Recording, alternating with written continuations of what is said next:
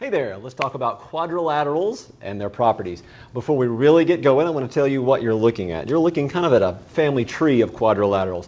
So every quadrilateral you see has the same properties as the one above it. For example, a square is a rhombus. It's also a rectangle. Or an isosceles trapezoid is, well, clearly a trapezoid. And a trapezoid is a type of quadrilateral. Now, in this lesson, we're only going to be dealing with convex quadrilaterals, not concave quadrilaterals. Very quickly, not relevant to the lesson, but I want to clarify what that is. I say it's not relevant to the lesson in that we're not going to discuss it, but I don't want you to be like, well, what is it? You never told me. This is a convex quadrilateral. This would be a concave quadrilateral. There we go. It has four sides, right? But there's a little cave in it. Basically, if you were to connect two of the vertices, it would be outside the quadrilateral. So we're not going to play that game. That's not going to happen in what we're doing.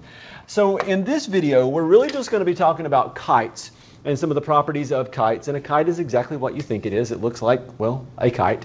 And not one of those special shaped kites like, oh, look, it's a, flying pterodactyl kite. No, it's just a kite. Regular kite.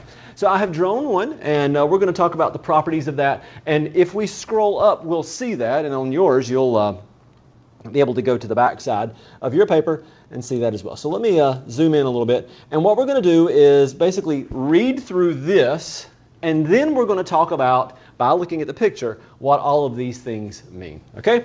So a kite is a quadrilateral, okay, so far so good, with two pairs of consecutive sides that are congruent. Two pairs of consecutive sides that are congruent. So let's take that idea and we're going to run with it, and it's going to look like this. Oh, look, a kite just waiting on us. Two pairs of consecutive sides that are congruent. Let's use blue. I'm going to mark them that way. I'm going to mark it just about based on the way it looks. We'll say this side is equal to that side in measurement. That's how we mark congruency. And this one's equal to that one. Okay, so far so good. The next thing on our list, and I'm not going to go to it, but I'm looking at it on my screen, the diagonals are perpendicular. So what I'm going to do is, well, draw the diagonals. Let's do that, and let's make them purple, because we should. And so let's draw one diagonal going that way, and another diagonal going that way. And I think it's rather common sense when you look at it that they are going to be, well, perpendicular. So let's label that. These things are going to make a, no, what just happened? Come back. They are going to make a right angle. There we go. Sorry, spazzed out there. I was like, where'd my kite go? It blew away. It's way on down there. So they're going to make a right angle. The next thing on our list says the diagonal that connects the two pairs of congruent sides creates two congruent triangles. Whoa, what? What? Okay.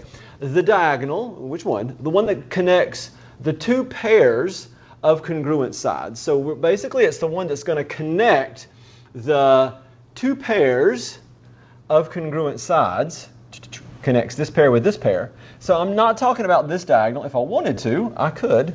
Nope. Yep. Select this, and I'm just going to move it out of the way. Let's move this little guy out of the way as well, just for a moment.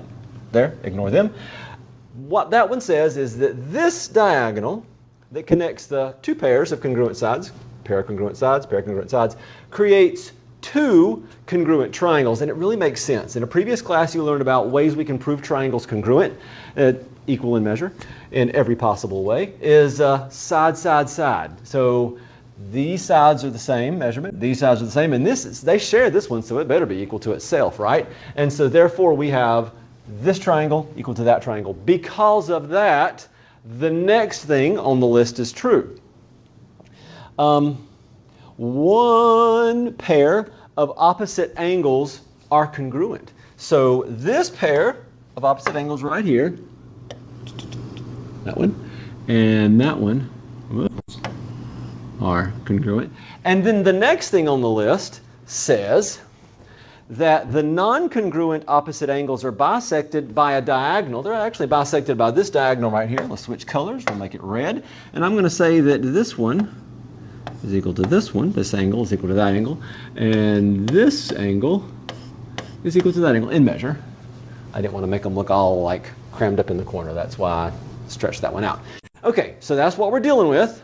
And there was one more, and it says the diagonal that connects the vertices of the non-congruent sides is bisected by the other diagonal. What does that mean? Okay, well, let's take this diagonal and drag him back up. And we're going to put him back up there. That does not mean that this angle is equal to this angle, by the way. That angle equal to that entire angle. All right, let's not lose the context of that one. But that's not necessarily what we're talking about. My goodness, that's not what we're talking about. Let's fix that. This is a right angle. But the property we're dealing with says that this diagonal is bisected by the other diagonal. Therefore, it is cut in half. These are the properties. Story time. When my brother and I were small kids, my grandfather built us a kite. And what he did was he took two rods and he put one like that, the other one like that, made sure it was truly cut in half, made sure this made a right angle, and then he put a string all the way around it. And using the properties of kites, he was able to build us a kite. It was really clever. Did it fly? It was made out of newspaper. I don't think we ever tried it, but it was really cool.